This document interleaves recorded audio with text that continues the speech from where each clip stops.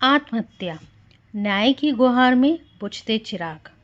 हाल ही में हुए बहुचर्चित अतुल सुभाष बेंगलुरु सुसाइड केस में न सिर्फ मानवता को शर्मसार किया बल्कि हम सबको झकझोर कर रख दिया। कर्नाटक के बेंगलुरु में एक निजी फर्म में जनरल मैनेजर के तौर पर काम करने वाले 34 वर्षीय अतुल सुभाष ने 9 दिसंबर 2024 को आत्महत्या कर ली। उन्होंने अपने पीछे 24 पन्नों का एक सुसाइड नोट छोड़ा, जिसमें उन्होंने अपनी पत्नी, उनके परिवार के सदस्यों और एक जज पर आत्महत्या के लिए उकसाने, उत्पीड़न, जबरन वसूली और भ्रष्टाचार का आरोप लगाया। यह पहली बार नहीं है जब ऐसी घटना हमारे सामने आई हो। हर साल ना जाने कितने लोग अपने साथ हो रहे अन्याय और असहनीय मानसिक उत्पीड़न के चलते या घातक कदम उठाने को मजबूर हो जाते हैं, लेकिन हमारा समाज और न्याय व्यवस्था बस कुछ दिनों का हल्ला मचाकर अपनी आंखें मूंद लेता है। इन घटनाओं का असर सिर्फ पीड़ित और उनके परिवार पर पड़ता है। एक परिवार हमेशा के लिए उजड़ जाता है।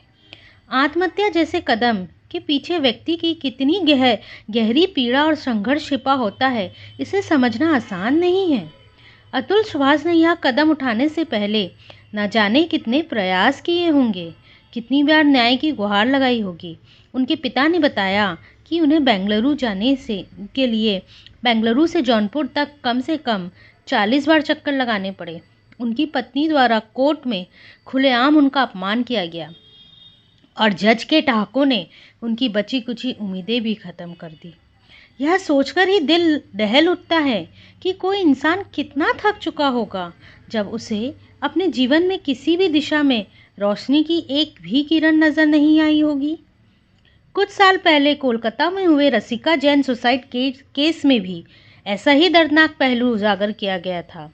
रसिका ने बार बार अपने साथ हो रहे अत्याचार की शिकायत की, लेकिन उसे समझौते के लिए मजबूर किया गया। अनंतः उसने अपने ससुराल में ही आत्महत्या कर ली। यह घटना यह साबित करती है कि हमारा समाज और सिस्टम पीड़ित की आवाज़ सुनने में असफल रहा है। अतुल का सुसाइड नोट एक गंभीर संदेश छोड़ता है। उन्होंने लिखा, मेरे टैक्स से मिलने वाले पैसे से यह कोर्ट और पुलिस सिस्टम मुझे, मेरे परिवार और दूसरे अच्छे लोगों को परेशान करेगा। यह शब्द केवल उनके दर्द का बयान नहीं है, बल्कि यह हमारे न्यायिक और सामाजिक व्यवस्था की गहरी खामियों को भी उजागर करता है। मेरा सवाल उन महिलाओं से भी है जो अपने स्वार्थ के चलते अपने ही परिवार को बर्बाद कर देती हैं। जब रिश्ता नहीं निभाना हो तो ईमानदारी से तलाक ले लेना चाहिए। झूठे आरोप लगाकर परिवार और बच्चों की ज़िंदगी खराब करना कहाँ तक उचित है? क्या कभी यह सोचा गया कि झूठे मुकदमों के कारण बच्चों को किन मानसिक स्थिति से गुजरना पड़ता है? सवाल हमारे सिस्टम से भी है।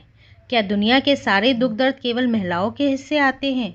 पुरुषों को यह अधिकार क्यों नहीं कि वे अपने साथ हो रहे अत्याचार के खिलाफ आवाज़ उठा सके? हमारे समाज और न्यायिक व्यवस्था को यह समझने की ज़रूरत है कि सभी के अधिकार और कष्ट समान रूप से महत्वपूर्ण हैं। सबसे बड़ा सवाल हमारे समाज से है, जो किसी की आत्महत्या के बाद तो कैंडल मार्च निकालता है, लेकिन उसके जीते जी उसकी आवाज़ सुनने की कोशिश भी नहीं करता। जब तक हमारे समाज की मानसिकता नहीं बदलेगी, तब तक अतुल जैसे और भी कई लोग इस तरह के कदम उठाने को मजबूर होंगे। यह सोचने का वक्त आ गया है कि हम सिर्फ संवेदना व्यक्त करने तक सीमित रहेंगे या बदलाव की पहल करेंगे। आखिरकार यह चिराग किसी और के घर का बुझा हो, लेकिन इसकी आँच पूरे समाज को झुलसा रही है।